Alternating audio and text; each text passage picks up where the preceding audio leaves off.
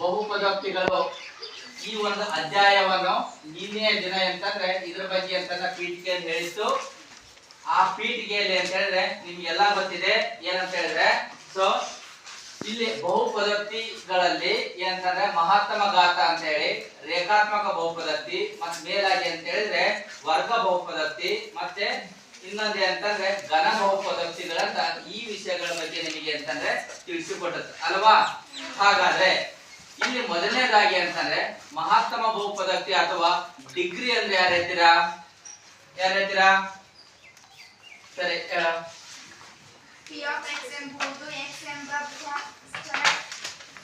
ಅಕ್ಷರವುಳ್ಳ ಒಂದು ಬಹುಪದೋಕ್ತಿಯಾಗಿದ್ದರೆ P of x ದಲ್ಲಿನ x the ಗರಿಷ್ಠ ಘಾತ ಸೂಚಿಯನ್ನು ಆ ಬಹುಪದೋಕ್ತಿ P of x ನ ಮಹತ್ತಮ ಘಾತ ಅಥವಾ ಡಿಗ್ರಿ ಎನ್ನುತ್ತಾರೆ. ಇಲ್ಲಿ ಅಂತಾರೆ ಯಾವುದೇ ಒಂದು ಸಮೀಕರಣ ಅಂತಂದ್ರೆ ಒಂದು ಸಮೀಕರಣ ಇದೆ ಅಂತಂದ್ರೆ ಆ ಬಹುಪದೋಕ್ತಿ ಇದೆ ಅಂತಂದ್ರೆ ಉದಾಹರಣೆಗೆ a ಅಂತಂದ್ರೆ ax² + bx ಪ್ಲಸ್ ಅಂತಂದ್ರೆ ಈ ರೀತಿ ಅಂತಂದ್ರೆ ಅಥವಾ 7x² ಅಂತಂದ್ರೆ 6x ಪ್ಲಸ್ ಅಂತಂದ್ರೆ 9 0 ಈ ರೀತಿ ಇರ್ತಕ್ಕಂತಹ ಯಾವುದೇ ಒಂದು ಬಹುಪದೋಕ್ತಿಗಳಾಗಿರುವುದು ಅಥವಾ ಅಂತಂದ್ರೆ a 6 ರ ಘಾತ x 3 ಮತ್ತೆ ಅಂತಂದ್ರೆ ಪ್ಲಸ್ ಅಂತಂದ್ರೆ 7 ರ ಘಾತ x 7 × x ರ ಘಾತ 2 ಪ್ಲಸ್ ಅಂತಂದ್ರೆ ಮತ್ತೆ 5 ರ ಘಾತ x ಪ್ಲಸ್ ಅಂತಂದ್ರೆ 6 0 ಈ ರೀತಿ ಇದ್ದಂತ ಸಂದರ್ಭದಲ್ಲಿ ನಾವು ಅತಿಯಾಗಿರ್ತಕ್ಕಂಥ ಈ ಘಾತಾಂಕಗಳನ್ನು ಏನ್ ಹೇಳ್ತಿದ್ದೇವಲ್ಲ ಇವುಗಳನ್ನ ನಾವೇನ್ ಹೇಳ್ತೀವಿ ಮಹತ್ತಮ ಘಾತ ಅಂತೇಳಿ ನಾವೇಂತಂದ್ರೆ ಆ ಮಹತ್ತಮ ಘಾತ ಅಥವಾ ಡಿಗ್ರಿ ಅನ್ನೋದ್ರ ಬಗ್ಗೆ ಹೇಳ್ತೇವೆ. ಇದಾದ ನಂತರ ಮುಂದುವರೆದ ಭಾಗ ಯಾವ್ದು ಅಂತ ಹೇಳಿದ್ರೆ ರೇಖಾತ್ಮಕ ಬಹುಪದೋಕ್ತಿ ಅಂತೇಳಿ. ಹಂಗ ರೇಖಾತ್ಮಕ ಬಹುಪದೋಕ್ತಿ ಅಂತಂದ್ರೆ ಏನು? ಯಾರು ಹೇಳ್ತೀರಾ? ರೇಖಾತ್ಮಕ ಬಹುಪದೋಕ್ತಿ ಹೇಳು ನೀನು. Very good. ಏನಂದ್ರ ಒಂದು ಡಿಗ್ರಿಯನ್ನು ಹೊಂದಿರತಕ್ಕಂತಹ ಬಹುಪದೋಕ್ತಿ ಅಂತಂದ್ರೆ ರೇಖಾತ್ಮಕ ಬಹುಪದೋಕ್ತಿ ಅಂತಿದ್ವಿ. ಅದರ ಘಾತನ ಸಮೇತ ಅಂತಂದ್ರೆ ಒಂದಾಗಿರ್ತತಿ ಅಲ್ವಾ.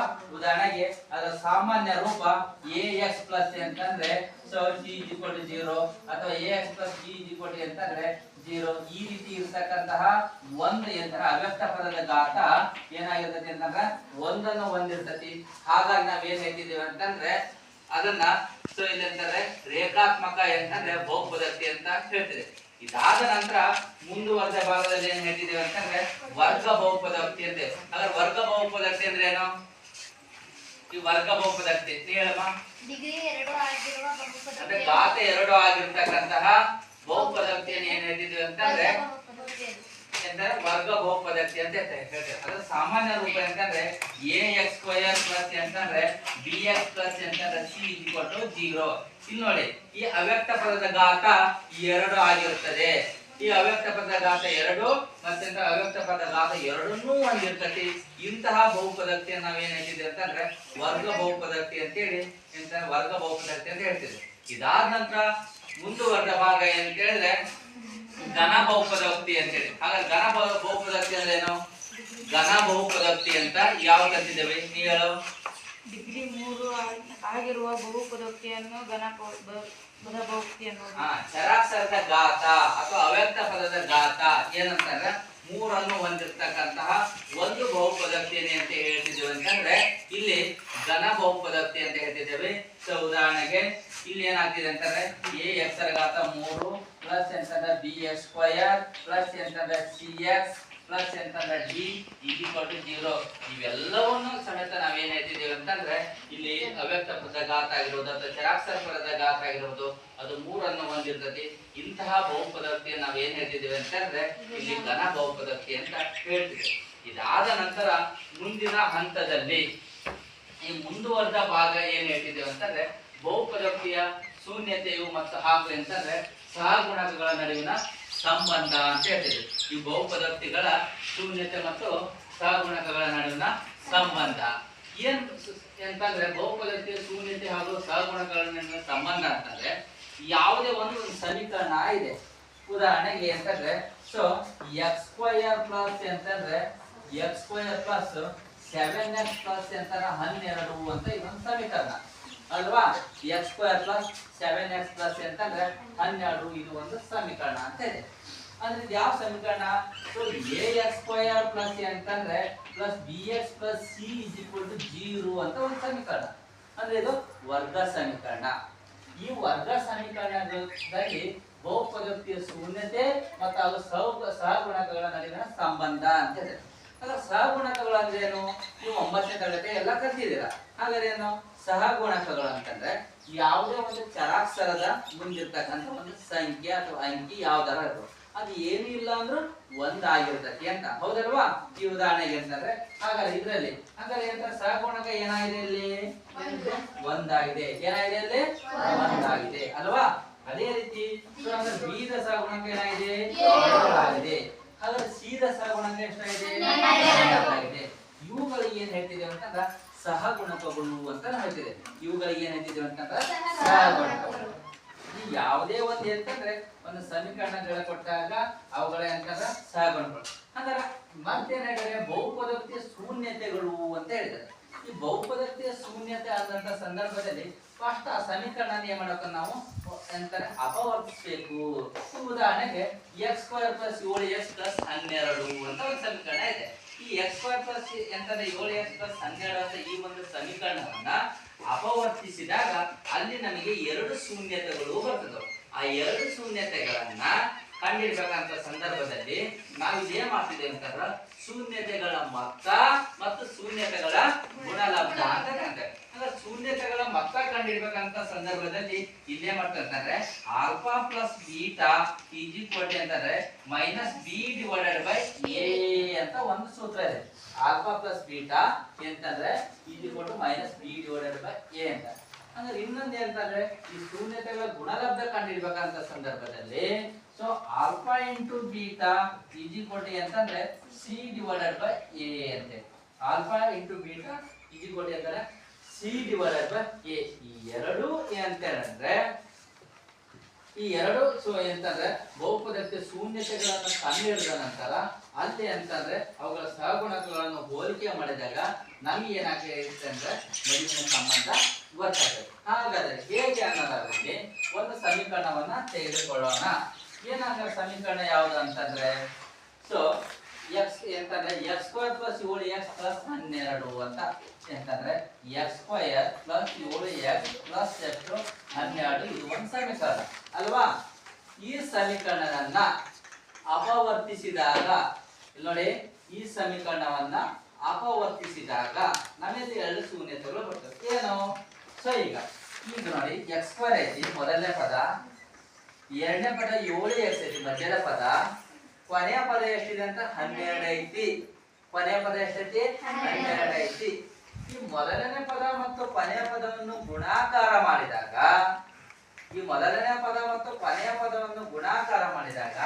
ಏನಾಗತ್ತೆ? 12x² ಆಗ್ತಾ ಇರ್ತಿ. 12 ಅಂತಾರೆ x² ಆಗ್ತಾ ಇರ್ತಿ. ಈ ಮಧ್ಯದ ಪದ ಇದೆ ಅಲ್ರಿ, ಆ ಮಧ್ಯದ ಪದವನ್ನ ಎರಡು ಸಂಖ್ಯೆಗಳನ್ನಾಗಿ ಮಾಡಿಕೊಂಡಾಗ ಆ ಎರಡು ಸಂಖ್ಯೆಗಳನ್ನ ಕೂಡಿಸಿದ್ರೆ ಅಥವಾ ಕಳೆದ್ರೆ ಏನ್ ಬರಬೇಕು? 7x² ಬರಬೇಕು. ಅದೇ ಎರಡು ಸಂಖ್ಯೆಯನ್ನು ಗುಣಾಕಾರ ಮಾಡಿದಾಗ ಎಷ್ಟು ಬರಬೇಕು? 12x ಬರಬೇಕು. ಹಾಗಾದ್ರೆ ಅಂತ ಸಂಖ್ಯೆಗಳು ಯಾವುವು? ಯಾರು ಹೇಳ್ತೀರಾ? ಹೇಳು. Very good. ಅಂತಂದ್ರೆ 4 ಮತ್ತು 3. ಸೊ ನೋಡಿ ಹಾಗಾದ್ರೆ ಈ x² ಪ್ಲಸ್ ಏನಂತ ಬರೆಯೋದು? 4x ಮತ್ತೆ ಅಂತ ಬರೆಯೋದು 3x ಪ್ಲಸ್ ಏನು? 12 ಅಲ್ವಾ? ಹೀಗೆ ಮಾಡಿದೀವಿ ಅಂತಂದ್ರೆ ಇವುಗಳನ್ನ ಸೊ ಇದು ಒಂದು ಗ್ರೂಪ್ ಮಾಡಿಕೊಂಡಿವಿ, ಮತ್ತೆ ಮಾಡಿದ್ವಿ ಇದು ಒಂದು ಗ್ರೂಪ್ ಮಾಡಿಕೊಂಡಿವಿ ಅಲ್ವಾ ಮಕ್ಕಳೇ? ಹಾಗಾದ್ರೆ ಈ ಎರಡರಲ್ಲಿ ಏನಂತ ಕಾಮನ್ ತೆಗಿಬಹುದು? x ಅನ್ನೇ ಮಾಡೋದು ಕಾಮನ್ ತೆಗಿಬಹುದು. ಸೊ ಕಾಮನ್ ತೆಗೆದಾಗ ಉಳಿದಂತದೇನು? x ಪ್ಲಸ್ ಏನೋ 4. ಅದೇ ರೀತಿ ಅದರಲ್ಲಿ ಕಾಮನ್ ತೆಗೆದು ಇದೇ ಉತ್ತರ ಬರ್ತೈತಿ, ಹೌದಲ್ವಾ? ಹಾಗಾದ್ರೆ ಇದರಲ್ಲಿ ಏನ್ ಕಾಮನ್ ತೆಗಿಬಹುದು? 3 ಕಾಮನ್ ತೆಗಿಬಹುದು. 3 ಕಾಮನ್ ತೆಗೆದ್ರೆ ಏನು ಉಳಿತು? Very good. ಎಷ್ಟು ಉಳಿತು? ಅಂತಂದ್ರೆ 3 × x 3x ಪ್ಲಸ್ 3 ಎಷ್ಟು? 12 ಅಲ್ವಾ? ಈ ರೀತಿ ಹೌದಲ್ರಿ? ಈಗ ಗೊತ್ತಾಯ್ತು ನಮಗೆ. ಈ ರೀತಿ ಒಂದು ಸಮೀಕರಣ ಕೊಡ್ತಾರೆ. ಆ ಸಮೀಕರಣದಲ್ಲಿ x² + 7x ಪ್ಲಸ್ ಎಷ್ಟು? 12 ಅಂತ, ಸರಿನಾ? ಇಲ್ಲಿ ನೆಕ್ಸ್ಟ್ ಏನು? x² + 4x ಪ್ಲಸ್ ಅಂತ 3x ಪ್ಲಸ್ ಎಷ್ಟು? 12. ಈ ರೀತಿ ಮಾಡಿದ್ವಿ. ನೆಕ್ಸ್ಟ್ ಏನ್ ಮಾಡಿದ್ವಿ? ಇಲ್ಲಿ ಕಾಮನ್ ತೆಗೆದುಕೊಂಡ್ವಿ. x into open bracket x + 4 + 3 × x + 4 ಅಂತ. ಇವೆರಡರಲ್ಲಿ ಏನಂತ ಕಾಮನ್ ತೆಗಿಬೋದು ಅಂದ್ರೆ ಏನ್ ಕಾಮನ್ ತೆಗಿಬೋದು x ಪ್ಲಸ್ 4 ಅಂತ ಕಾಮನ್ ತೆಗೆದಾಗ ಉಳಿದಂತದೇನು x ಪ್ಲಸ್ ಅಂತಂದ್ರೆ 3 ಅಲ್ವಾ. ಈಗ x plus 3 x plus 4 is equal to 0. Very good. ಹಾಗಾದ್ರೆ x is equal to plus 4 ಇದ್ರೆ ಮೈನಸ್ ಅಂತಂದ್ರೆ 4. Very good. x is equal to minus ಏನು 3. ಸೊ ಇವೆರಡು ಆದ ನಂತರ ಇಲ್ಲಿ ಏನ್ ಮಾಡ್ತಿರ್ತಂದ್ರೆ ಮೂಲಗಳ ಏನ್ ಮಾಡ್ತಿದ್ದೀವಿ ಮತ್ತು ಮೂಲಗಳ ಏನ್ ಮಾಡ್ತಿದ್ದೀವಿ ಅಂತಂದ್ರೆ ಗುಣಲಬ್ಧ ಕಂಡುಹಿಡಿತಿದ್ದೀವಿ. ಹಾಗಾದ್ರೆ ಈ ಮೂಲಗಳ ಮತ್ತು ಮೂಲಗಳ ಗುಣಲಬ್ಧ ಕಂಡುಹಿಡಿಬೇಕಂತ ಮೊದಲ ಇದ್ರ ಬಗ್ಗೆ ನಿಮಗೆ ಗೊತ್ತಾಯ್ತಲ್ವಾ ಏನ್ ಮಾಡ್ಬೇಕಂತೇಳಿ ಗೊತ್ತಾಯ್ತಲ್ಲ. ಸರಿ, ಇದಾದ ನಂತರ ನೆಕ್ಸ್ಟ್ ಏನ್ ಮಾಡ್ಬೇಕಂತ ಮೂಲಗಳ ಮೊತ್ತ ಕಂಡುಹಿಡಿಬೇಕು. ಆ ಮೂಲಗಳ ಮೊತ್ತ ಕಂಡುಹಿಡಿಬೇಕಂತಂದ್ರೆ ಮೂಲಗಳ ಮೊತ್ತ alpha plus beta is equal to ಅಂತ minus b divided by a. ಹೌದಾ. ಈ minus b divided by a ಆದ ನಂತರ ಇಲ್ಲೇನ್ ಮಾಡ್ತಿದ್ವಿ ಅಂತಂದ್ರೆ alpha plus beta is equal to minus b divided by A. Alpha plus alpha ಅಂದ್ರೆ ಏನಿದೆ ಇಲ್ಲಿ ಮೈನಸ್ 4 ಐತಿ. ಸೊ ಇದು ಏನಿದೆ minus minus 3 is equal to minus ಏನಿದೆ ಅಲ್ಲಿ 7 ಡಿವೈಡೆಡ್ ಬೈ ಎಷ್ಟು 1 ಅಲ್ವಾ. ಈಗ minus 4 minus 3 is equal to ಎಷ್ಟು minus 7. So minus 7 is equal to ಏನು ಮೈನಸ್ 7 ಅಂತಂದ್ರೆ so LHS is equal to ಏನು RHS. ಸರಿ ಅರ್ಥ ಆಯ್ತಲ್ವಾ. ಈ ರೀತಿ ಇರ್ತಕ್ಕಂತಹ ಬಹಳಷ್ಟು ಲೆಕ್ಕಗಳಿದ್ದವು. ಅವುಗಳನ್ನ ನೀವು ಏನಂತಂದ್ರೆ ಅಭ್ಯಾಸದಲ್ಲಿರ್ತಕ್ಕಂಥ ಲೆಕ್ಕಗಳನ್ನ ನೀವು ಮಾಡ್ಬೇಕಾಗ್ತದೆ. ಶೂನ್ಯತೆ ಇದಾದ ನಂತರ ವೆರಿ ಗುಡ್ ಏನಂತಂದ್ರೆ ಶೂನ್ಯತೆಗಳ ಮೊತ್ತ ಕಂಡಿದ್ದೀವಾ. ಹಾಗಾದ್ರೆ ಮುಂದುವರೆದಂತ ಭಾಗ ಏನಂತಂದ್ರೆ ಶೂನ್ಯತೆಗಳ ಗುಣಲಬ್ಧ. ಸೊ ಶೂನ್ಯತೆಗಳ ಗುಣಲಬ್ಧ ಕಂಡಿಡ್ಬೇಕಂತ ಸಂದರ್ಭದಲ್ಲಿ ಇಲ್ಲೇ ಮಾಡ್ತಿದ್ದೇವೆ ಅಂತಂದ್ರೆ ಶೂನ್ಯತೆಗಳ ಗುಣಲಬ್ಧ alpha into beta is equal to c divided by a ಅಲ್ವಾ. ಹಾಗಾದ್ರೆ ಯಾರು ಕಂಡಿರ್ತೀರನ್ನ ಶೂನ್ಯತೆಗಳ ಗುಣಲಬ್ಧ ಯಾರು ಕಂಡಿರ್ತೀರಾ. ಸೊ ಶೂನ್ಯತೆಗಳ ಗುಣಲಬ್ಧ ಅಂತ ಇದೇ ಮೇಲೆ ಹಾಕ್ಬೇಕು ಏನಂತಂದ್ರೆ minus 4 into minus 3 is equal to C ಅಂದ್ರೆ ಎಷ್ಟಿದೆ ಸಿ ಅಂದ್ರೆ ಎಷ್ಟಿದೆ 12 ಐತಿ ಡಿವೈಡೆಡ್ ಬೈ 1 ಐತಿ. ಮೈನಸ್ ಇಂಟು ಮೈನಸ್ ಏನೋ ಪ್ಲಸ್ ಆಗತ್ತೆ ಪ್ಲಸ್ 12 ಇಸ್ ಈಕ್ವಲ್ ಟು ಎಷ್ಟು 12. So just problem. ಓಕೆ ಇದು ಏನಾದ್ರೂ ನಿಮಗೆ ಅರ್ಥ ಆಗಿದ್ರೆ ಕೇಳು ಬರ್ಕೊಳ್ಳಿ. x square plus 7x plus 12 x square plus 7x plus 12 ಎಂಬ ವರ್ಗ ಬಹುಪದೋಕ್ತಿಯ ಶೂನ್ಯತೆಗಳನ್ನು ಕಂಡುಹಿಡಿಯಿರಿ. ಎಂಬ ವರ್ಗ ಬಹುಪದೋಕ್ತಿಯ ಶೂನ್ಯತೆಗಳನ್ನೇ ಮಾಡಿ ಕಂಡುಹಿಡಿಯಿರಿ. ಹಾಗೂ ಶೂನ್ಯತೆಗಳು ಮತ್ತು ಸಹಗುಣಕಗಳ ನಡುವಿನ ಸಂಬಂಧ ತಾಳೆ ನೋಡಿ. ಸಂಬಂಧ ಮಾಡಿ ತಾಳೆ ನೋಡಿ.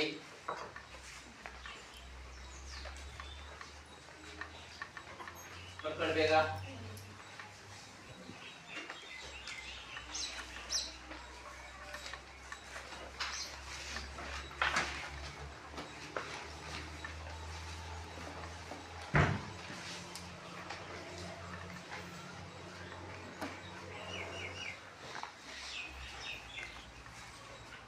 ಕಂತಿದ್ರಲ್ಲ ಆಗ್ತೈತಲ್ಲ ಹೇಗೆ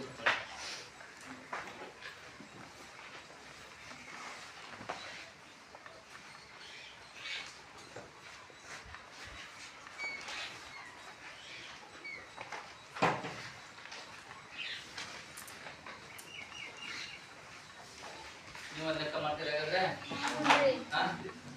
ಸರಿ.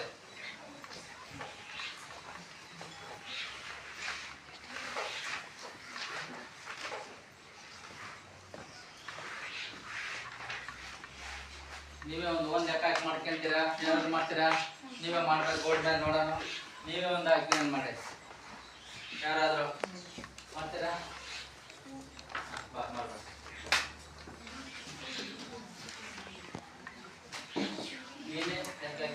ಮಾಡ್ಬೇಕಾ? Very good.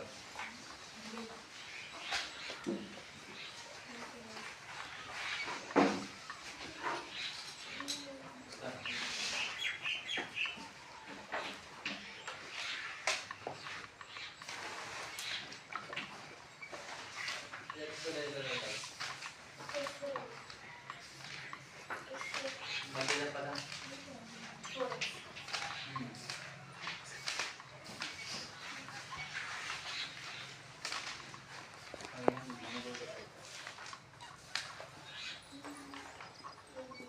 ನೋಡಿ ಈ ರೀತಿ ಏನಂದ್ರೆ ಇಲ್ಲ ನೋಡಿ ಇಲ್ಲ ನೋಡಿ ಇದನ್ನ ಬರೆಯುವಂತ ಸಂದರ್ಭದಲ್ಲಿ ಸಹಗುಣಗಳು ಬರೆಯಬೇಕು. ಎ ಇಜಿಕೊಟ್ಟು ಅಂತಂದ್ರೆ 1, ಬಿ ಇಜಿಕೊಟ್ಟು ಅಂತಂದ್ರೆ -4, ಸಿ ಇಜಿಕೊಟ್ಟು ಅಂದ್ರೆ -8. ಯಾರು ಮಾಡ್ತೀರಿ ಇದನ್ನ ಮುಂದುವರೆದ ಭಾಗನ? ಸರಿ, ಮುಂದುವರೆದ ಅಪವರ್ತನ ಭಾಗ ಯಾರು ಮಾಡ್ತೀರಾ? ಯಾರು ಮಾಡ್ತಾ ಇದೀರಾ ಮುಂದುವರೆದ ಅಪವರ್ತನ ಭಾಗನ? So ax² + bx + c = 0, x² - 4x - 8 = 0 ಅಂತೇಳಿ ಈ ಒಂದು ಸಮೀಕರಣವನ್ನು ಎಂತಂದ್ರೆ ಬರೆದಿದ್ದಾರೆ. ಅದರಲ್ಲಿ ನೋಡಿ a = 1 ಇದೆ, b = -4 ಇದೆ, c = ಅಂತಂದ್ರೆ -8 ಐತಿ. ಇದನ್ನ ಫಸ್ಟ್ ಏನ್ ಮಾಡಬೇಕು? ಅಪವರ್ತಿಸಬೇಕು. ಅಪವರ್ತಿಸಿದ ನಂತರ ಏನಾಗ್ತಿದೆ ಅಂತಂದ್ರೆ ಮುಂದುವರೆದ ಭಾಗವನ್ನು ಏನ್ ಮಾಡೋದು ನಾವು ಲೆಕ್ಕ ಮಾಡ್ಬೋದು. ಮಾಡಿ ನೋಡೋಣ.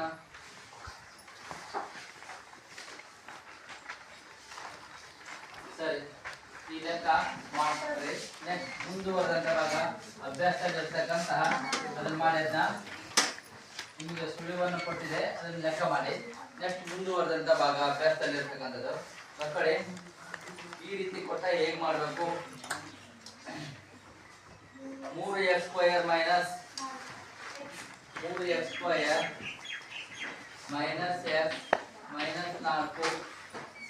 4 = 0. 3x² - x - 4 = 0. ಈ ಲೆಕ್ಕವನ್ನು ಮಾಡಿ ನೋಡೋಣ. ಸೊ ಈ ಲೆಕ್ಕ ಮಾಡಬೇಕಂತ ಸಂದರ್ಭದಲ್ಲಿ ಇದು ಸಮೇತ ಅಂತಂದ್ರೆ ಇದು ಒಂದು ವರ್ಗ ಸಮೀಕರಣ. ಈ ವರ್ಗ ಸಮೀಕರಣ ಎಂತಂದ್ರೆ ax² + bx ರೂಪದಲ್ಲಿ ಇದೆ. ಇಲ್ಲೇ ಮಾಡಬೇಕು ಅಂತಂದ್ರೆ ಸೊ a = ಎಂತಂದ್ರೆ ಶೂನ್ಯತೆಗಳು a ಅಂದ್ರೆ ಎಷ್ಟೈತಿ? 3 ಐತಿ ಅಲ್ವಾ? a ಅಂದ್ರೆ ಎಷ್ಟೈತಿ? 3 ಇದೆ. ಸೊ b ಅಂದ್ರೆ ಎಷ್ಟಿದೆ? b ಅಂದ್ರೆ ಎಷ್ಟೈತಿ? -1. c ಅಂದ್ರೆ ಎಷ್ಟೈತಿ? -4. ಈ ರೀತಿಯಾದಂತಹ ಕೊಟ್ಟಿರುವ ದತ್ತಾಂಶಗಳಿದೆ.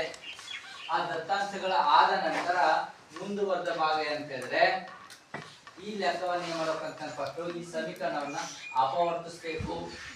ಸೊ 3x² - x - 4 ಏನಂತಂದ್ರೆ 0. ಇಲ್ಲಿ ಸಮೇತ 3 ಪದಗಳಿದಾವು. ಮೊದಲನೇ ಪದ ಮತ್ತು ಮಧ್ಯದ ಪದ ಮತ್ತು ಕೊನೆಯ ಪದ. ಹೌದಾ? ಮೊದಲನೇ ಪದ, ಕೊನೆಯ ಮಧ್ಯದ ಪದ ಮತ್ತು ಕೊನೆಯ ಪದ. ಸೊ x = ಅಂತಂದ್ರೆ 0 ಅಂದ್ರೆ ಇದು 0 ಆಗಿದೆ ಅಂತ ಒಂದು ಈಕ್ವೇಷನ್ ಹೇಳ್ತಿದ್ದೇವೆ. ಸೊ ಅಥವಾ ಸೊ ಈ ಮೊದಲನೇ ಪದ ಮತ್ತು ಕೊನೆಯ ಪದ ಬರೆದ ನಂತರ ಇದನ್ನೇ ಮಾಡೋಕಂತ ಗುಣಾಕಾರ ಮಾಡ್ತೇವೆ. ಅವಾಗ ಏನಿದೆ ಅಂತಂದ್ರೆ ಸೊ 3x² × 4 = 12x². ಆ 12x² ಆಗ್ತದೆ ಅನ್ನೋದಾದ್ರೆ ಮೊದಲನೇ ಪದ -x ಬರುವ ಹಾಗೆ ಎರಡು ಪದಗಳನ್ನ ನಾವೇನ್ ಮಾಡ್ತಿರ್ಬೇಕಂತಂದ್ರೆ ತೆಗೆದುಕೊಳ್ಬೇಕು. ಆ ಎರಡು ಪದಗಳು ಯಾವುವು ಅಂತಂದ್ರೆ ಸೊ ಎಂತಂದ್ರೆ ಆ ಎರಡು ಪದಗಳು ಯಾವ ಅಂತಂದ್ರೆ -4 ಮತ್ತೆ ಅಂತಂದ್ರೆ +3. -4ರಲ್ಲಿ 1 ಹೊತ್ತಂದ್ರೆ 3 ಹೋದ್ರೆ ಅಂತಂದ್ರೆ +1 ಬರ್ತಿದೆ. ಈ ಕಾರಣದಿಂದ ಏನ್ ಮಾಡ್ತಿದೆ ಅಂತಂದ್ರೆ 3x² ಅಂತಂದ್ರೆ ಪ್ಲಸ್ ಅಂತಂದ್ರೆ +3 ಅಂತ 3x -4 ಅಂತಂದ್ರೆ -4 ಈ ರೀತಿಯ ಬರೆದಿದ್ದೇವೆ. ಈಗ ಏನಾಯ್ತು ಅಂತಂದ್ರೆ ಇವುಗಳಲ್ಲಿ ಏನ್ ಮಾಡೋದು? ಏನ್ ಕಾಮನ್ ತೆಗಿಬೋದು ಅಂತಂದ್ರೆ ಇವುಗಳಲ್ಲಿ ಏನ್ ಮಾಡೋದು ಅಂತಂದ್ರೆ ಏನ್ ಕಾಮನ್ ತೆಗಿಬೋದು ಅಂತ ನೋಡ್ಬೇಕು. ಸೊ ಇವೆರಡರಲ್ಲಿ ಏನು ಕಾಮನ್ ತೆಗಿಬೋದು ಅಂತಂದ್ರೆ ಕೊಟ್ಟು ಇಲ್ಲೇ ಮಾಡ್ಕೊಂತಾರೆ 3x ಅನ್ನು ಕಾಮನ್ ತೆಗಿತಿದ್ದೇವೆ. 3x ಅನ್ನು ಕಾಮನ್ ತೆಗೆದ ನಂತರ ಏನು ಉಳಿತದೆ? x + 1 3 × x 3x² + 3x ಇಲ್ಲೇನ್ ಮಾಡ್ಬೋದು ಅಂತಂದ್ರೆ ಮೈನಸ್ 4 ಕಾಮನ್ ತೆಗಿತೀವಿ ಅಲ್ವಾ, ಮೈನಸ್ 4 ಕಾಮನ್ ತೆಗಿತೀವಿ. ಈ ಎಕ್ಸ್ ಪ್ಲಸ್ ಅಂತಾನೆ ಒಂದು ಉಳಿತೈತಿ. ನೀವು ಎಂತಂದ್ರೆ ಕನ್ಫ್ಯೂಸ್ ಆಗದೆ ಇಲ್ಲೇನು ಮೊದಲನೇ ಪದ ಬಂದದಲ್ಲ ಅದೇ ಪದನು ಅಲ್ಲಿ ಅದೇ ಬಂದೇ ಬರ್ತದೆ. ಅಪವರ್ತಿಸಿದ ಸಂದರ್ಭದಲ್ಲಿ ನೀವು ಹಾಗೆ ಮಾಡಿದ್ರೆ ನಿಮ್ಮ ಅಪವರ್ತನ ಕ್ರಿಯೆ ಸರಿಯಾಗಿದೆ ಎಂದು ನಾವು ತಿಳ್ಕೊಳ್ಬೇಕಾಗ್ತದೆ. ನಿಮಗೆ ಯಾಕಾದ್ರೂ ಕನ್ಫ್ಯೂಸ್ ಆಗ್ತೈತಿ ಅಂತಂದ್ರೆ ಇದನ್ನೇನು ನೋಡ್ತೀವಿ, ಮೊದಲನೇ ಪದದ ಕರೆಕ್ಟ್ ಬಂದ್ರೆ ಎಕ್ಸ್ ಪ್ಲಸ್ ಅನ್ನು ಇದು ಸಮೇತ ಅಷ್ಟೇ ಬರ್ತೈತಿ. ಇಲ್ಲ ಅಂತಂದ್ರೆ ಅದು ಎಂತಂದ್ರೆ ತಪ್ಪಾಗಿರ್ತದೆ ಮತ್ತು ಅಪವರ್ತನ ಕ್ರಿಯೆ ಏನಾಗೋದಿಲ್ಲ, ಮುಂದುವರಿಯುವುದಿಲ್ಲ. ಈ ಅಪವರ್ತನ ಕ್ರಿಯೆ ಮುಂದುವರಿಬೇಕು ಅನ್ನೋದಾದ್ರೆ ಏನಂತಂದ್ರೆ ಇದು ಸರಿ ಬಂದ್ರೆ ಮಾತ್ರ ಎಂತ ಸರಿಯಾಗಿರ್ತೈತಿ. ಇಲ್ಲ ಅಂತಂದ್ರೆ ಯಾವ ಕಾರಣಕ್ಕೂ ಅಪವರ್ತನ ಕ್ರಿಯೆ ಒಂದಕ್ಕೊಂದು ಬೇರೆ ಬಂದ್ರೆ ಮುಂದುವರಿಕೆ ಸಾಧ್ಯತೆಗಳು ಇರುವುದಿಲ್ಲ. ಸೊ ಇಷ್ಟೆಲ್ಲ ಆದ್ಮೇಲೆ ಎಕ್ಸ್ ಪ್ಲಸ್ 1 ಮತ್ತು ಎಕ್ಸ್ ಪ್ಲಸ್ ಇದ್ರೊಳಗ ಈ ಎಂತ 3x into X plus 1 minus 4 into X plus 1 ಇದ್ರೊಳಗೆ ಅಂತಂದ್ರೆ ಕಾಮನ್ ತೆಗೆದ್ರೆ ಏನಂತ ಕಾಮನ್ ತೆಗೆದ್ರಿ, ಎಕ್ಸ್ ಪ್ಲಸ್ 1 ಕಾಮನ್ ತೆಗೆದ್ರಿ, ಅದ ಸಾಮಾನ್ಯ ಅಪವರ್ತನ. ಉಳಿದಂತದೇನು ಹೌದಲ್ವಾ. ಈಗ ಏನ್ ಮಾಡಿ ಅಂತಂದ್ರೆ ಸೊ ಎಕ್ಸ್ ಪ್ಲಸ್ 1 ಇದೆ ಅಲ್ವಾ, ಸೊ ಎಕ್ಸ್ ಪ್ಲಸ್ 1 0 ಹೌದಾ. 3x ಅಂತಂದ್ರೆ ಮೈನಸ್ 4 0 ಸರಿನಾ. ಈಗ ಏನಾಯ್ತು ಅಂತಂದ್ರೆ x ಮೈನಸ್ 1 ಹೌದಾ. ಈಗ 3x 4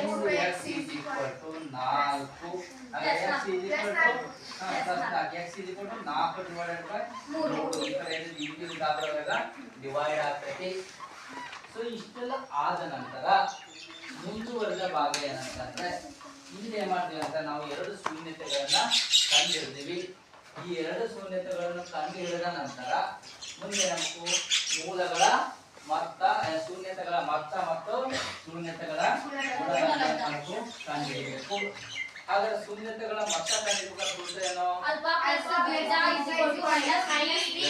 ಹೇಳೋ.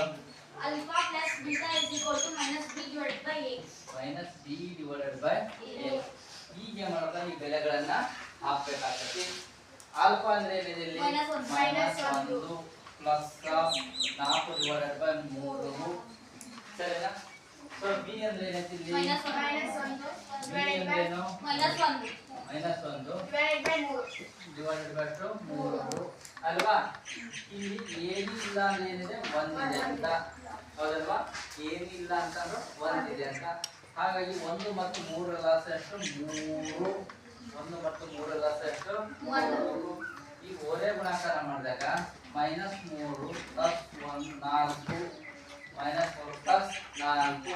ಸೊ ಇಲ್ಲಿ ಕೊಟ್ಟಿ ಅಂತಂದ್ರೆ ಮೈನಸ್ ಅಂತಂದ್ರೆ ಈಗೇನು ಮೈನಸ್ ಅಂತಂದ್ರೆ ಇಲ್ಲಿ ಏನಾಗ್ತಿದೆ ಅಂತಂದ್ರೆ ಬಿ ಇಸ್ ಈಕ್ವಲ್ ಟು ಎಂತಂದ್ರೆ ಮೈನಸ್ ಆಫ್ ಎಂತಂದ್ರೆ ಮೈನಸ್ 1 ಮೈನಸ್ ಆಫ್ ಮೈನಸ್ 1 ಇದು minus of minus 1 into plus 1. ಇದೇನಾಗ್ತಿದೆ ಅಂತಂದ್ರೆ ಮೈನಸ್ 3 ಪ್ಲಸ್ 4 ಉತ್ತರ ಏನ್ ಬಂತಂದ್ರೆ plus 1 divided by 3 is equal to plus 1 divided by 3. ಇದು ಎಂತ ಮೂಲಗಳ ಎಂತಂದ್ರೆ ಶೂನ್ಯತೆಗಳ ಮೊತ್ತ. ಈ ಶೂನ್ಯತೆಗಳ ಮೊತ್ತ ಆದ ನಂತರ ಶೂನ್ಯತೆಗಳ ಏನು ಕಂಡುಹಿಡಿಬೇಕು, ಗುಣಲಬ್ಧ. ಇಲ್ಲಿ ಇದ್ರೊಳಗೆ ಏನಾದ್ರು ಇಲ್ಲಿಂದ ಅಲ್ಲಿ ತನಕ ಏನಾದ್ರು ಆಗ್ತಾರೆ ಅಂದ್ರೆ ಕೇಳ್ಬೇಕು. ಏನಂತಂದ್ರೆ ಮೈನಸ್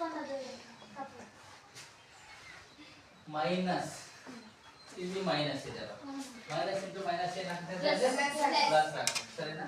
ಪ್ಲಸ್ ಅಂತಂದ್ರೆ 1 ಅಂತ ಆಗ್ತದೆ. ಸರಿ, ಈಗ ನೆಕ್ಸ್ಟ್ ಮುಂದಿನ ಹಂತ ಯಾವುದು, ಮೂಲಗಳ ಅಲ್ಲ ಎಂತ ಶೂನ್ಯತೆಗಳ ಗುಣಲಬ್ಧ. ಶೂನ್ಯತೆಗಳ ಗುಣಲಬ್ಧ ಸೂತ್ರ ಏನು, ಬೀಟಾ ಇಸ್ ಈಕ್ವಲ್ ಟು ಎಂದರೆ C divided by A. Alpha into beta is equal to ಎಂದರೆ ಸಿ ಡಿವೈಡೆಡ್ ಬೈ ಎ. ಹಾಗಾದ್ರೆ ಆಲ್ಫಾ ಇಂಟು ಬೀಟಾ ಅಂದ್ರೆ ಎಷ್ಟಿದೆ, ಆಲ್ಫಾ ಅಂದ್ರೆ very good, minus 1 into 4 divided by 3 is equal to minus 4 divided by ಅಂತಂದ್ರೆ 3 ಸರಿನಾ. ಈಗ minus 1 into 3 4 ಇದು ಕೂಡ ಮೈನಸ್ 4 ಡಿವೈಡೆಡ್ ಬೈ 3. ಸೊ ಎಂತಂದ್ರೆ ಮೈನಸ್ 4 ಡಿವೈಡೆಡ್ ಬೈ 3. ಇಲ್ಲ ಅಂತಾನೆ ಶೂನ್ಯತೆಗಳು ಸಮೇತ ಒಂದಕ್ಕೊಂದು ಏನಾಗಿದೆ ಸರಿಯಾಗಿದೆ. ಬರ್ಕೊಳ್ಳಿ.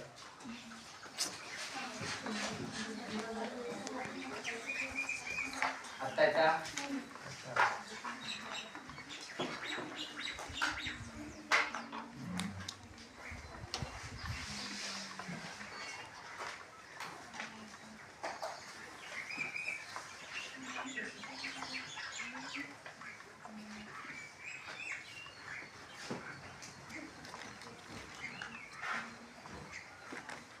ಅಂತ ಬರೀಬೇಕು.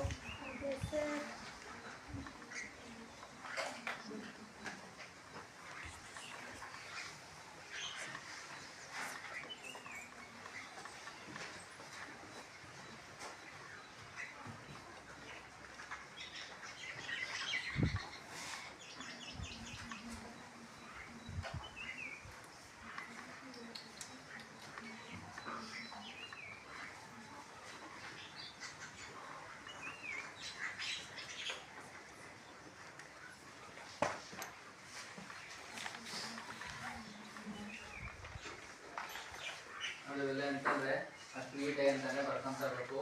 ಎಂತಾರೆ 3x² - x -4 ಎಂತಾರೆ ಮೊದಲನೇ ಪದ ಮತ್ತು ಕೊನೆಯ ಪದ ಗುಣಾಕಾರ ಮಾಡ್ತೀವಿ.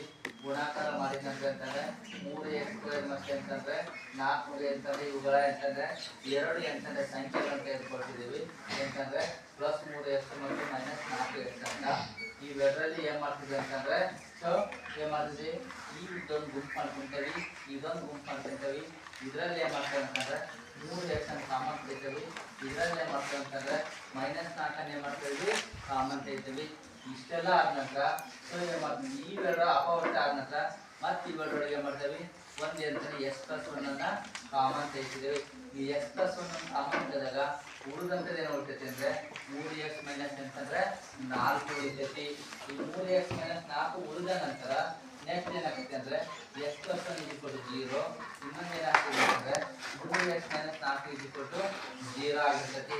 ಈಗ x+1 0 ಆದಾಗ x ಬೆಲೆ ಏನಾಗ್ತದೆ ಅಂತಂದ್ರೆ -1 ಆಗ್ತೈತಿ. ನೆಕ್ಸ್ಟ್ ಅಂತಂದ್ರೆ 3x - 4 0 ಆದಾಗ ಸೊ 3x -4 ಆ ಕಡೆ ಹೋದಾಗ ಏನಾಗ್ತೈತಿ +4 ಆಗ್ತೈತಿ. x ಏನಾಗ್ತದೆ ಅಂದ್ರೆ 4/3 ಆಗ್ತೈತಿ. ಇಲ್ಲಿ ಶೂನ್ಯತೆಗಳನ್ನು ಕಂಡುಹಿಡಿದ್ವಿ. ಒಂದು ಈಗ ಎಂತ ಆಲ್ಫಾದಲ್ಲಿ ಏನಾಯ್ತು -1 ಬಂತು, ಬೀಟಾ ಬೆಲೆ ಏನಾಯ್ತು ಅಂತ 4/3 ಬಂತು. ಇದಾದ ನಂತರ ನೆಕ್ಸ್ಟ್ ಮುಂದುವರೆದ ಭಾಗ ಏನ್ ಮಾಡ್ತಿದ್ವಿ ಹೇಳಿ, ಶೂನ್ಯತೆಗಳ ಮೊತ್ತ ಕಂಡಿರ್ತೇವೆ. ಆ ಶೂನ್ಯತೆಗಳ ಮೊತ್ತ ಕಂಡಿರ್ಬೇಕಂತಂದ್ರೆ ಆಲ್ಫಾ ಪ್ಲಸ್ ಬೀಟಾ -b/8 ಅಂತೇವಿ. ಸೊ ಎಂತಾನೆ ಮೈನಸ್ ಅಂತ ಆಲ್ಫಾ ಅಂದ್ರೆ ಏನಾಗತಿ -1 ಆಗತಿ, ಬೀಟಾ ಅಂದ್ರೆ ಏನಾಗ್ತತಿ ಸೊ 4 ಆಗ್ತತಿ. ನೆಕ್ಸ್ಟ್ ಏನಾಗ್ತದೆ ಅಂತಂದ್ರೆ ಆಲ್ಫಾ ಇದೆ ಅಂತಂದ್ರೆ -1 ನೆಕ್ಸ್ಟ್ ಅಂತಂದ್ರೆ /3 ಆಗ್ತತಿ. ನೆಕ್ಸ್ಟ್ ಏನಾಗತ್ತೆ -3 + 4 ಸೊ /3 ಆಗ್ತತಿ. ಮೈನಸ್ ಇಂಟು ಮೈನಸ್ ಏನಾಗತಿ +1 ಆಗ್ತತಿ, /3 ಆಗ್ತತಿ. ನೆಕ್ಸ್ಟ್ ಏನಾಗ್ತತಿ ಅಂತಂದ್ರೆ ಇಲ್ಲಿ -3 ಇದೆ, ದೊಡ್ಡ ಸಂಖ್ಯೆ ಚಿಹ್ನೆ ಮುಂದೆ ಏನಿದೆ ಚಿಹ್ನೆ +4 ಐತಿ. -4 ಒಳಗ -3 ಒಳಗ +4 ಹೋದ್ರೆ ಏನಾಗ್ತತಿ +1 ಆಗ್ತತಿ. ಹಾಗಾಗಿ ಸೊ LHS RHS ಆಗ್ತತಿ. ನೆಕ್ಸ್ಟ್ ಇದಾದ ನಂತರ ಏನ್ ಮಾಡ್ತೇವೆ ಅಂತಂದ್ರೆ ಶೂನ್ಯತೆಗಳ ಗುಣಲಬ್ಧ ಕಂಡಿರ್ತೇವೆ. ಈ ಶೂನ್ಯತೆಗಳ ಗುಣಲಬ್ಧ ಅಂತಂದ್ರೆ ಆಲ್ಫಾ ಬೀಟಾ ಅಂತಂದ್ರೆ C/A. ಸಿ ಅಂದ್ರೇನು ಕಾನ್ಸ್ಟಂಟ್ ಎಂತಂದ್ರೆ ಸ್ಥಿರಾಂಕ ಭಾಗಿಸಿ ಏನಂತಂದ್ರೆ ಸೊ x² ನ ಸಹಗುಣಕ, ಹಾಗಾದ್ರೆ ಇದು ಏನು ಸೊ ಎಂತಂದ್ರೆ x ನ ಸಹಗುಣಕ ಭಾಗಿಸಿ ಏನಂತಂದ್ರೆ ಸೊ x² ನ ಸಹಗುಣಕ. ನೆಕ್ಸ್ಟ್ ಏನಂತಂದ್ರೆ ಆಲ್ಫಾ ಅಂದ್ರೆ ಏನು -1 ಇಂಟು ಬೀಟಾ ಅಂದ್ರೆ ಏನು 4/3 ಅಂತಂದ್ರೆ -4/3. ನೆಕ್ಸ್ಟ್ ಏನಾಗ್ತತಿ -1 ಗುಣಾಕಾರ ಮಾಡಿದಾಗ -4/3 ಆಗ್ತತಿ. ನೆಕ್ಸ್ಟ್ ಏನಾಗ್ತಿದೆ ಅಂತಂದ್ರೆ ಸೊ -4/3 ಆಗ್ತತಿ. ಒಂದಕ್ಕೊಂದು ಏನಾಗಿರ್ತವೆ ಅಂತಂದ್ರೆ ಸಮನಾಗಿರ್ತಾವು. ಸೊ ಇದು ಏನಂತಂದ್ರೆ ಯಾವುದೇ ಅಂತಂದ್ರೆ ಬಹುಪದೋಕ್ತಿಯ ಶೂನ್ಯತೆ ಮತ್ತು ಹಾಗೂ ಸಹಗುಣಕಗಳ ನಡುವಿನ ಸಂಬಂಧ ನಿಮಗೆ ವಾರ್ಷಿಕ ಪರೀಕ್ಷೆಗೆ 2 ಅಂಕದ ಪ್ರಶ್ನೆಗಳು ಇದ್ದಿರ್ತತಿ. ಏನಾಗಿರ್ತೈತೆ ಅಂದ್ರೆ 2 ಅಂಕದ ಪ್ರಶ್ನೆಗಳು ಇದ್ದಿರ್ತೈತಿ. ನೀವೇನ್ ಮಾಡ್ಬೇಕು ಅಂತಂದ್ರೆ ಯಾವುದೇ ಒಂದು ಪ್ರಶ್ನೆಯನ್ನು ಕೇಳಿದಂತ ಸಂದರ್ಭದಲ್ಲಿ ಏನಂತಂದ್ರೆ ಏನಂತ ಕೇಳ್ತಾರೆ, ಒಂದು ಸಮೀಕರಣ ಕೊಟ್ಟಿದ್ದಾರೆ, ಆ ಸಮೀಕರಣದಲ್ಲಿ ಏನ್ ಮಾಡ್ತಿದ್ದಾರೆ ಅಂತಂದ್ರೆ ಆ ಬಹುಪದೋಕ್ತಿಗಳ ಶೂನ್ಯತೆ ಕಂಡುಹಿಡ್ರಿ, ಮತ್ ಮೇಲಾಗಿ ಏನ್ ಮಾಡ್ತಾರೆ ಅಂತಂದ್ರೆ ಹಾಗೂ ಶೂನ್ಯತೆಗಳ ಸಹಗುಣಕಗಳ ನಡುವಿನ ಸಂಬಂಧ ಕಂಡುಹಿಡ್ರಿ ಅಂತ ಕೇಳ್ತಿದ್ದಾರೆ. ಆ ಸಂಬಂಧವನ್ನು ಕಂಡುಹಿಡ್ರಿ ಅಂತ ಕೇಳಿದ ಸಂದರ್ಭದಲ್ಲಿ ನೀವು ಮೊದಲಿಗೆ ಏನ್ ಮಾಡ್ಬೇಕು ಅಂತಂದ್ರೆ ಆ ಒಂದು ಸಮೀಕರಣವನ್ನ ವರ್ಗ ಸಮೀಕರಣ ಹೌದು ಅಥವಾ ಅಲ್ಲ ಅನ್ನೋದನ್ನ ಫಸ್ಟ್ ಕಂಡುಹಿಡಿಸಬೇಕು. ಆ ವರ್ಗ ಸಮೀಕರಣ ಹೌದು ಮತ್ತು ಅಲ್ಲ ಅನ್ನೋಂತ ಕಂಡುಹಿಡಿದ ನಂತರ ನೆಕ್ಸ್ಟ್ ಏನ್ ಮಾಡ್ಬೇಕು ಅಂತ ಹೇಳಿದ್ರೆ ಅವುಗಳ ಸಹಗುಣಕಗಳನ್ನು ಬರೀಬೇಕು. ಆ ಸಹಗುಣಕಗಳನ್ನು ಬರೆದ ನಂತರ ಮುಂದಿನ ಇದ್ರಲ್ಲಿ ಏನ್ ಮಾಡ್ಬೇಕು ಅಂತಂದ್ರೆ ಆ ಸಮೀಕರಣವನ್ನ ಅಪವರ್ತಿಸಬೇಕು. ಆ ಅಪವರ್ತಿಸಬೇಕಾದಂತ ಸಂದರ್ಭದಲ್ಲಿ ಮೊದಲನೇ ಪದ ಮತ್ತು ಮಧ್ಯದ ಪದ ಕೊನೆಯ ಪದಗಳನ್ನು ನೋಡ್ಕೋಬೇಕು. ಇವೆಲ್ಲ ಸರಿ ಇದ್ದ ನಂತರ ಆ ಪದಗಳನ್ನ ಏನ್ ಮಾಡಕ್ ಹೇಳಿ ಮೊದಲನೇ ಪದ ನಾಲ್ಕನೇ ಪದನ ಏನ್ ಮಾಡಬೇಕು ಗುಣಿಸ್ಬೇಕು. ಮೇಲ್ಗಡೆ ಏನ್ ಮಾಡಬೇಕು ಮೊದಲನೇ ಪದ ಮತ್ತು ಕೊನೆಯ ಪದನ ಗುಣಿಸ್ಬೇಕು. ಗುಣಿಸ್ಬೇಕು. ನೆಕ್ಸ್ಟ್ ಏನ್ ಮಾಡ್ಬೇಕಂತಂದ್ರೆ ಮಧ್ಯದ ಪದದಲ್ಲಿರ್ತಕ್ಕಂತಹ 2 ಸಂಖ್ಯೆಗಳನ್ನ ಆಯ್ದುಕೊಳ್ಬೇಕು. ಹೌದಾ? ಆಯ್ದುಕೊಂಡ ನಂತರ ಏನಾಗ್ತಿದೆ ಅಂತಂದ್ರೆ ಸೊ ನೆಕ್ಸ್ಟ್ ಏನ್ ಮಾಡ್ಬೇಕಾದ್ರೆ ಆಯ್ದುಕೊಂಡ ನಂತರ ಅವುಗಳನ್ನ ಅಪವರ್ತಿಸ್ಬೇಕು. ಒಂದಲ್ಲಿ ಬುಕ್ ಮಾಡ್ತೀನಿ ಏನ್ ಮಾಡ್ಬೇಕಂತಂದ್ರೆ ಅಪವರ್ತಿಸ್ಬೇಕು. ಈ ರೀತಿಯಾಗಿ ಅಂತಂದ್ರೆ ಅಷ್ಟೆಲ್ಲ ಎಂತ ಆದ ನಂತರ ನೆಕ್ಸ್ಟ್ ಏನ್ ಮಾಡ್ತೇವೆ ಇಲ್ಲಿ ಶೂನ್ಯತೆಗಳನ್ನ ಕಂಡಿಡ್ತೀವಿ. ಶೂನ್ಯತೆಗಳ ಕಂಡಿಡಿದ ನಂತರ ಏನ್ ಮಾಡ್ಬೇಕು ಶೂನ್ಯತೆ ಮೊತ್ತ ಕಂಡುಹಿಡಿಬೇಕು. Very good. ಏನ್ ಮಾಡ್ಬೇಕು ಗೌರಮ್ಮ? ಹೌದು. ಶೂನ್ಯತೆ ಮೊತ್ತ ಕಂಡುಹಿಡಿಯೋ ಸೂತ್ರ ಯಾವುದು?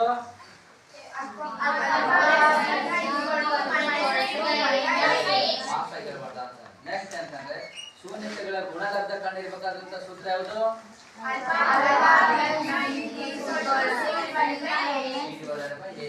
ಈ ರೀತಿಯಾದಂತಹ ಲೆಕ್ಕಗಳನ್ನ ನಾವು ಮಾಡುವುದು. ಬರ್ಕೊಳ್ಳಿ. ಅಭ್ಯಾಸ ಅಂತಂದ್ರೆ 1.7ರಲ್ಲಿ ಅಭ್ಯಾಸ 1.7ರಲ್ಲಿ ಇರ್ತಕ್ಕಂಥ ಸಮಸ್ಯೆಗಳು. ಈ ಕೆಳಗಿನ ವರ್ಗ ಬಹುಪದೋಕ್ತಿಗಳ ಶೂನ್ಯತೆಗಳನ್ನು ಕಂಡುಹಿಡಿಯಿರಿ. ಈ ಕೆಳಗಿನ ವರ್ಗ ಬಹುಪದೋಕ್ತಿಗಳ ಶೂನ್ಯತೆಗಳನ್ನು ಮಾಡಿ ಕಂಡುಹಿಡಿಯಿರಿ. ಈ ಕೆಳಗಿನ ವರ್ಗ ಬಹುಪದೋಕ್ತಿಗಳ ಶೂನ್ಯತೆಗಳನ್ನೇ ಮಾಡಿ ಕಂಡುಹಿಡಿಯಿರಿ.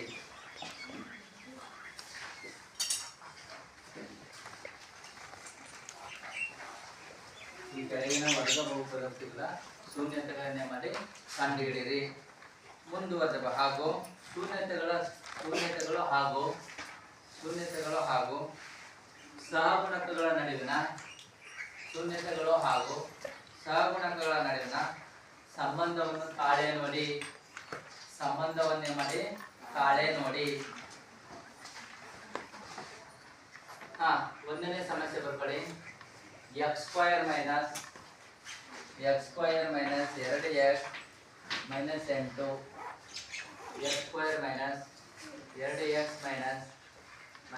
8 ಇನ್ನು ಎರಡನೇ ಸಮಸ್ಯೆ ಬರ್ಕೊಳ್ಳಿ. 4x²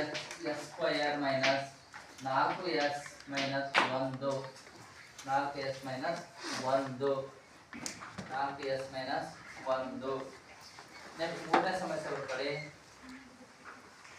6x² -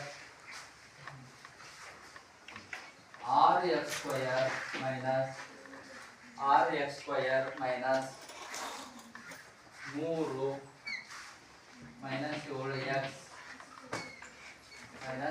7x ನೆಕ್ಸ್ಟ್ ಇನ್ನೊಂದು ಕೊನೆಯದಾಗಿ ಬರ್ಕೊಳ್ಳಿ.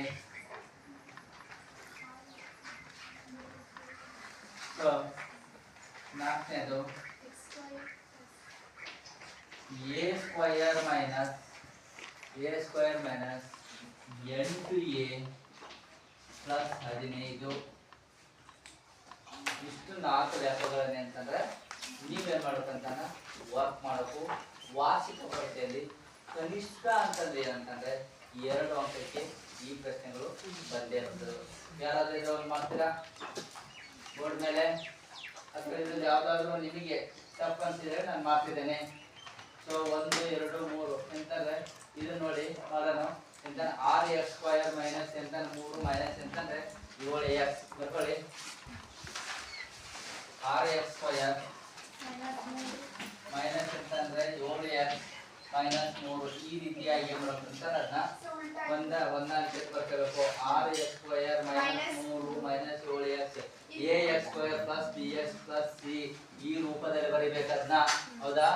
ax² ಪ್ಲಸ್ ಎಂತಂದ್ರೆ bx ಪ್ಲಸ್ ಎಂತಂದ್ರೆ c ಈ ವರ್ಗ ಸಮೀಕರಣಕ್ಕೆ ಎಂತಂದ್ರೆ ಫಸ್ಟ್ ಎಂತಂದ್ರೆ ಬರಿಬೇಕು. ಬರೆದ 3 minus 7x 6x² minus 3 minus 7x ಇದನ್ನ ವರ್ಗ ಸಮೀಕರಣ ಆಗಬೇಕು ಅನ್ನೋದಾದ್ರೆ 6x² ಮೈನಸ್ 7x ಮೈನಸ್ 3 ಈ ರೀತಿ ಬರ್ಕೊಳ್ಳೋದು. ಇಲ್ಲಿ ಸಹಗುಣಕ ಎಂತಂದ್ರೆ x² ನ ಸಹಗುಣಕ x ದ ಸಹಗುಣಕ ಮತ್ತೆಂತಂದ್ರೆ ಸ್ಥಿರಾಂಕ ಅಂತೇಳಿ ಈ ರೀತಿ ಬರೆದುಕೊಂಡ ನಂತರ ಇದನ್ನ ಏನ್ ಮಾಡ್ಬೇಕಂತ ಅಪವರ್ಸ್ಬೇಕು. ಮೊದಲನೇ ಪದ ಮತ್ತು ಕೊನೆಯ ಪದವನ್ನು ಅಪವರ್ಸ್ಬೇಕು. ಮೊದಲನೇ ಪದ ಮತ್ತು ಕೊನೆಯ ಪದ ಅಪವರ್ಸಿದಾಗ ಎಷ್ಟಾಗತ್ತೆ? ಮೈನಸ್ 18x² ಆಗ್ತೈತಿ ಅಲ್ವಾ? ಮೈನಸ್ ಏನು 18x². ಈ ಮೈನಸ್ 18x² ಆದ ನಂತರ ಮುಂದುವರೆದ ಭಾಗವನ್ನು ಏನ್ ಮಾಡಕ್ ನಾವಲ್ಲಿ ಮಾಡ್ಕೊಂತ ಹೋಗ್ಬೇಕು. ಮಾಡ್ಕೊಂತ ಹೋಗಿ ಹೀಗೆ ಮುಂದುವರೆದ ಭಾಗ ಮಾಡ್ಬೇಕನ್ನೋ ಸಂದರ್ಭದಲ್ಲಿ ಸೊ ಎಂತಂದ್ರೆ ಏನ್ ಮಾಡ್ಬೇಕು ಗೊತ್ತಾ? 6x² ಮೈನಸ್ ಎಂತಂದ್ರೆ 9x ಪ್ಲಸ್ ಎಂತಂದ್ರೆ ಸೊ 2x ಅಥವಾ ಈಗೂ ಮಾಡಿ ಏನ್ ಮಾಡಿ ಅಂತಂದ್ರೆ ಸೊ ಪ್ಲಸ್ 2x ಮೈನಸ್ ಎಂತಂದ್ರೆ 9x ಮೈನಸ್ 3 ಇದು 0 ನೋಡಿ. ಅದರಿಂದ ಗುಣಿಸಿದಷ್ಟು 18x² ಬಂತು. ಈ ರೀತಿಯಾದಂಥ ಲೆಕ್ಕಗಳನ್ನು ನೀವಂತಂದ್ರೆ ಮುಂದುವರೆದಂತ ಮಾಡ್ಕೊಂತ ಹೋಗಿ ಅಭ್ಯಾಸದಲ್ಲಿರ್ತಕ್ಕಂಥ ಲೆಕ್ಕ ಇವೆಲ್ಲವೂ ಮಾಡಿದ್ರೆ ಅಂತಂದ್ರೆ ವಾರ್ಷಿಕ ಪರೀಕ್ಷೆಯಲ್ಲಿ ಅಂತಂದ್ರೆ 2 ಅಂಕ ತೆಗೆಯಕ್ಕೆ ಸಾಧ್ಯತೆ ಆಗ್ತದೆ. ಸರಿನಾ ಮಕ್ಕಳೇ? ಎಂತಂದ್ರೆ ಮನೆಯಲ್ಲಿ ಈ ಲೆಕ್ಕಗಳನ್ನ ಪ್ರತಿಯೊಂದು ಮಾಡಿ ಗೊತ್ತಾಗಿದ್ದನ್ನು ನಾಳೆ ಕೇಳಿ ಎಂತಂದ್ರೆ ತಿಳಿತೇನೆ. ಇಲ್ಲಿಗೆ ಇವತ್ತಿನ ಭಾಗ ಮುಗಿತು.